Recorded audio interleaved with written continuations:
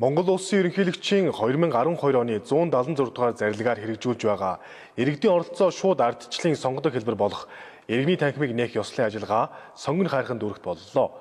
Тус дүүргийн иргэний танхимын нээлтэнд нийслэлийн иргэдийн төлөөлөгчдийн хурал, хороодын иргэдийн нийтийн хурлын төлөөлөгчид оролцсон юм а.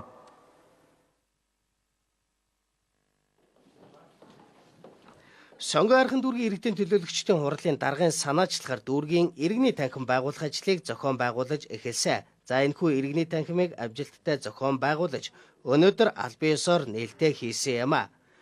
Амжилттай хэрэгжүүлснээр иргэдийн дуу хоолойг сонсох, мэдээлэл түгээх, санал бодлоо харилцан солилцох, иргэн төрийн байгууллагын хамтын ажиллагааг идэвхжүүлэхэд иргэний танхим нь чухал үүрэгтэй гэдгийг онцолж байна.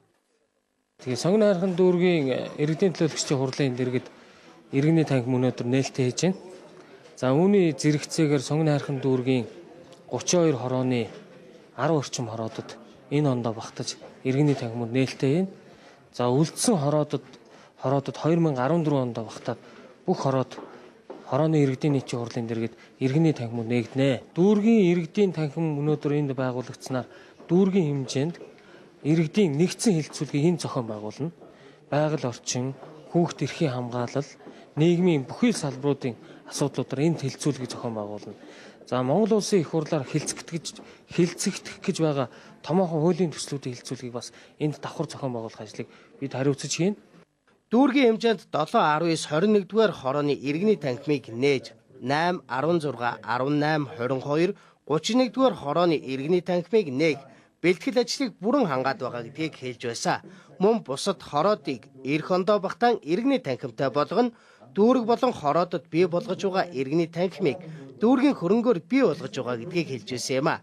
Хороодод иргэний танхим байгуулан иргэдийн дунд хилцүүлэг зохион байгуулж санал асуулга явуулж байгаа нь төрийн болон орон нутгийн хэмжээний бодлого шийдвэрт иргэдийн санал бодлыг тусгах төр иргэн хоорондын хамтын ажиллагааны гүүр болж байгаа юм а. Одоо бид бол энэ дүүргийн нутаг дэвсгэр дээр нийт энэ жил бол дүүргийн төсвөөр 10 хороон дээр иргэний танхим байгуулах ажил явагдаж байгаа. Ирэх жилийн төсөв дээр бол бусад хороод дээр иргэний танхимыг байгуулад энэ ажлыг бол ер нь 100% жигдрүүлж ажиллана. Энэ ерөнхийлөгчийн санаачлагаар санаачилсан иргэний танхимын ажил бол ер нь маш их үр дүнтэй явагдаж эхэлж байгаа. Өнөөдөр ихэд манай 32 хороон дээр нийслэлийн төсвийн хилцүүлэг явагдаж байгаа. Энд бол иргэд санал бодлоо өгөөд энэ жилийн эх жилийн төсөв дээр ямар ажил тусгуулах вэ? Хороо дүүрэг дээр гэдэг ажлууд хүртэл явагдаж байгаа. Тус дүүргийн иргэний танхим нь иргэдийн санал бодол, хүсэлтийг сонсож хэлэлцүүлэг зохион байгуулж, орон нутагт тулгамдж байгаа асуудлыг төрийн бодлого шийдвэрт тусгуулах, нээлттэй эндэр болсон төдийгүй төрийн албан агчдад зориулсан мэрэгшүүлсэн сургалтыг дасралтгүй зохион байгуулах таатай нөхцөл бүрдэж чадсан гэдгийг онцолж байлаа.